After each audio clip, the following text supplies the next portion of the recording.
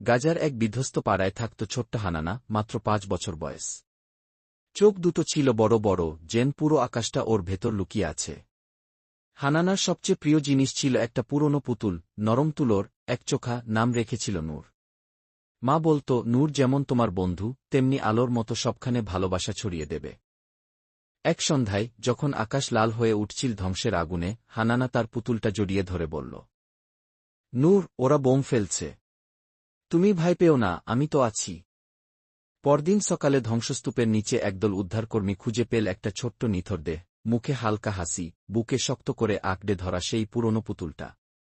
পাশে খোঁজ নিতে এসে পড়ে থাকা এক টুকরো কাগজে লেখা ছিল খুদে হরফে, নূরকে দেখে রেখো, ও একা একা থাকতে পারে না গি। সেই ছবি যখন ছড়িয়ে পড়ল দুনিয়া জুড়ে, হানানার সেই নিষ্পাপ মুখ আর ভালোবাসায় ভরা চিঠি পড়ে কেঁদে ফেল বহু মানুষ।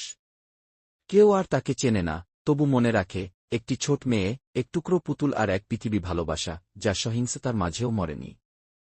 শিশুটিকে ভালোবেসে থাকলে চ্যানেলটি সাবস্ক্রাইব করুন।